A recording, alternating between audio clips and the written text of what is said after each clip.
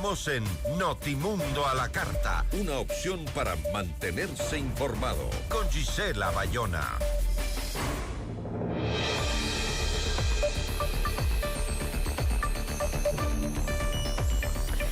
La muerte de Nemesio Oseguera Cervantes, alias El Mencho, líder del poderoso cartel Jalisco Nueva Generación, en un operativo militar en Jalisco, ha desatado una ola de violencia en todo México. Bloqueos, incendios de vehículos, ataques armados y alertas de seguridad en varios estados. El hecho es considerado el golpe más fuerte al narcotráfico en más de una década, pero también ha reavivado el temor de una escalada de poder criminal y a un reacomodo violento entre los carteles. Nuestra entrevista de hoy en Notimundo a la Carta.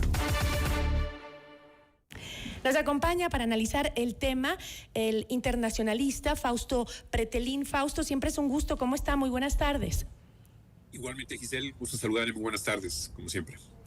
La muerte del Mencho ha sido presentada como un gran triunfo del Estado mexicano, pero la reacción inmediata fue una ola de violencia en varios estados de México.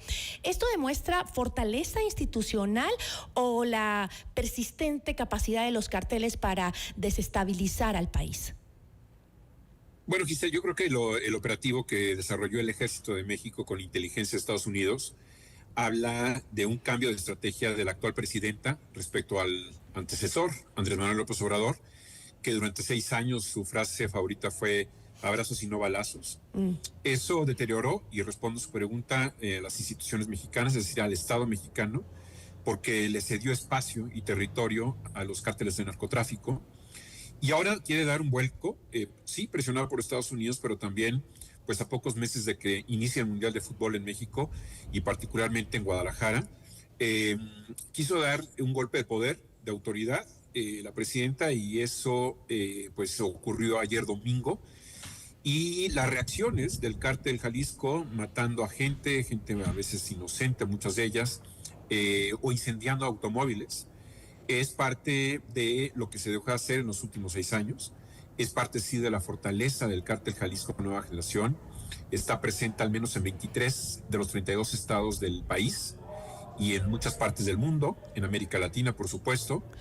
Y es una reacción porque han, de alguna manera, pues primero atrapado y después se muere este señor que fue el líder del cártel más importante por su poder, por su poder de penetración, inclusive en varios estados, en varias policías municipales. Estamos viendo las imágenes de todo lo que fue esa represalia, ¿no? Autos incendiados, carreteras cerradas, las calles vacías por el terror a ser alcanzado por un proyectil.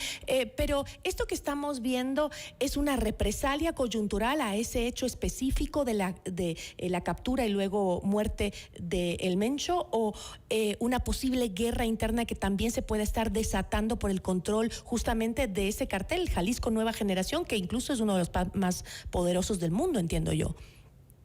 Bueno, es lo primero que usted mencionó es lo que ocurrió ayer, es decir, la reacción por la muerte de El Mencho, por el líder del cártel Jalisco Nueva Generación. Posteriormente viene ya una lucha quizás de poder entre los narcotraficantes de este poderoso cártel Jalisco Nueva Generación. Hay uno particular que está en Puerto Vallarta, de apellido Flores Silva, alias El Jardinero, que es supuestamente uno de los líderes que estaría continuando al Mencho. Y bueno, siempre es lógico que vendrán disputas, y ahí viene la actividad y la tarea, sobre todo del Estado, es decir, que pueda permanecer el control y que no se vaya expandiendo a lo largo del país este tipo de reacciones en contra del Estado, porque ayer pues muchos de los incendios que hubo fue en contra de un banco estatal que fundó López Obrador, y eso habla de que tiene identificado obviamente al Estado mexicano, es decir, al gobierno, a la presidenta Sheinbaum, como la ejecutora de este operativo. Ahora, ¿la muerte de un líder debilita realmente a la estructura criminal o solo provoca la fragmentación? Porque eso lo hemos visto también en nuestro país con los líderes de los GDOs, ¿no? De los grupos del crimen organizado dedicados al narcotráfico, en donde se atrapa un cabecilla y lo que se hace es fragmentar a toda la organización y ya no tenemos una banda, sino tenemos 10 bandas más que se están peleando por los territorios. ¿Eso sucede también en México? Sí, por supuesto. Son hidras, cabezas de hidra que van creciendo, es decir, se corta una pero salen tres. En ese sentido, la siguiente tarea del gobierno mexicano es desarticular toda la trama financiera, toda la trama operativa o logística que ha tenido este cártel sanguinario a lo largo de los últimos años. Pero sí, tiene razón, es decir, se van transformando, van mutando los diferentes cabecillas, los líderes, si son marginados, abren o crean su propio cártel. Es decir, el crimen organizado da muchos incentivos para sobrevivir. Ahora, tú mencionabas que esta operación también se dio por parte del gobierno mexicano debido a la presión de el gobierno de Donald Trump, ¿no? Pero también entiendo que hubo cooperación de los Estados Unidos en este operativo, en una cooperación bilateral. ¿Tú crees que este hecho podría reconfigurar la relación en materia de seguridad entre México y Washington? Sin lugar a dudas, creo que desde la llegada de la nueva presidenta ha manifestado más cooperación con Estados Unidos respecto al anterior presidente López Obrador, que terminó muy mal en la relación con Estados Unidos con Joe Biden, a raíz precisamente de la captura y la evacuación de el líder de un cártel de narcotráfico, el Mayo Zambada, muy poderoso en varias partes del país. Se lo llevaron a Estados Unidos, nunca se supo bien cuál fue el operativo, y a partir de ahí la relación fue a menos entre López Obrador y el presidente Biden. Ahora creo que sí da un golpe de autoridad la presidenta en cuanto a que cambia el rumbo de su antecesor. Ese es el primer gran golpe que da, pero no es el primero. En realidad ha habido más cooperación respecto a la extradición, si se permite la expresión, aunque no de manera legal, de casi 100 narcotraficantes que estaban en prisión en México, se los han llevado a Estados Unidos. Entonces, creo que la cooperación va creciendo. Ahora, esta reacción criminal de la que hablábamos, que incluyó ataques coordinados en múltiples estados y la suspensión incluso de actividades públicas, ¿qué revela este acto sobre justamente el nivel de territorial y operativo que aún mantienen los cárteles en México? Revela precisamente que pueden generar mucho miedo los cárteles de narcotráfico, que tienen armas, que tienen la capacidad para confrontar al Estado. Esperemos que el Estado de alguna manera tenga el monopolio de la fuerza, que ese es el fundamento legal de la convivencia y la democracia para un país, ¿no? Pero también revela la ausencia de comunicación. Creo que uno de los errores de la presidenta de México ayer fue no abrir un canal directo con la opinión pública para manifestar lo que estaba ocurriendo y para prevenir lo que estaba sucediendo, particularmente en Guadalajara, en Puerto Vallarta, en el estado de Jalisco. No quiero decir que en todo el país, pero sí en algunas partes. Circularon también, hay que decirlo, algunos videos falsos de un avión incendiado, por ejemplo, lo cual nunca existió. Entonces, cuando hay una ausencia de información, pues se cubre con redes sociales y eso, bueno, genera más paranoia, genera más miedo, ¿no? Ahora, ¿crees que exista el riesgo de que este golpe termine agravando la crisis de seguridad en lugar de resolverla? Bueno, si no se tiene una estrategia para combatir esta desarticulación del cártel Jalisco, pues sí se corre ese riesgo. Es decir, yo esperaría que haya una estrategia de seguridad por parte del Ejército, por parte de la Secretaría de Seguridad Federal, para prevenir y combatir ese tipo de acciones que ocurrieron el día de ayer tras la captura. Déjame decirte que en el sexenio de López Obrador también se capturó a uno de los hijos del Chapo Guzmán en Sinaloa, y la primera reacción del presidente fue libérenlo, porque vienen acciones muy violentas, en donde se estaban quemando camiones, obstruyendo carreteras, vías de comunicación.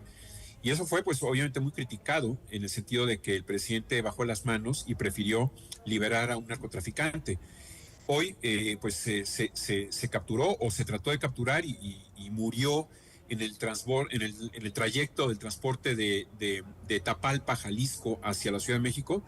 Pero lo importante es preguntar si hay una estrategia de seguridad de aquí hacia adelante, particularmente en el estado de Jalisco, de Michoacán, por este tipo de reacciones violentas. Ahora, la muerte del Mencho, de este capo, ocurre en un contexto político sensible y con estas presiones internacionales por el tráfico del fentanilo, ¿no? ¿Qué impacto puede tener este hecho en la estabilidad política del gobierno mexicano en este momento? Bueno, yo creo que en cuanto a la presión de Estados Unidos, este tipo de operativos son exitosos y tendría que disminuir el tema de la presión, o al menos está demostrando la presidenta que sí quiere cooperar con el gobierno de Donald Trump. Detrás de esta cooperación existe, hay que recordar, un tratado de libre comercio entre Estados Unidos, Canadá y México, que es fundamental para la existencia comercial económica de este país, de México, y eso es lo que quiere resguardar la presidenta. Es decir, sí ha cedido a estos berrinches a veces de Donald Trump, el tema de la amenaza de los aranceles, impuso el arancel por fentanilo, impuso arancel a un sector importante en México como es el automotriz, y que está resguardado a través del TEMEC, del Tratado de Libre Comercio. Pero bueno, lo menciono porque creo que la cooperación también va más allá de la seguridad, quiere resguardar la parte comercial. Entonces, podría debilitarse el gobierno en caso de que hubiera más violencia. Ahora, si nosotros recordamos lo que ocurrió con el Mayo Zambada en Culiacán, en Sinaloa, Sinaloa es un estado que desde que ocurrió la salida de Mayo Zambada hacia Estados Unidos, la captura, no ha estado en paz. Es decir, es un estado violento, es un estado en donde no se ha logrado mantener la paz. Inclusive el propio gobernador está señalado por ser un narcogobernador, que es del partido de Morena, que es un personaje que se iba a ver con el Mayo Zambada el día que lo extrajeron de México y se lo llevaron a Estados Unidos, que tenía un enemigo que era un rector de una universidad que fue asesinado y que el propio gobierno de Sinaloa quiso modificar la escena del crimen. Entonces, no es una situación fácil en estos momentos para varios estados del país. Yo te agradezco muchísimo por habernos acompañado y por aclararnos un poco el panorama de lo que se vive en estos momentos en México. Muchísimas gracias. Al contrario, muchas gracias, Giselle. Un saludo a ti y a todo el auditorio. Igualmente, muchas gracias. Estuvo con nosotros Fausto Pretelín, analista internacional. En Notimundo a la Carta es momento de realizar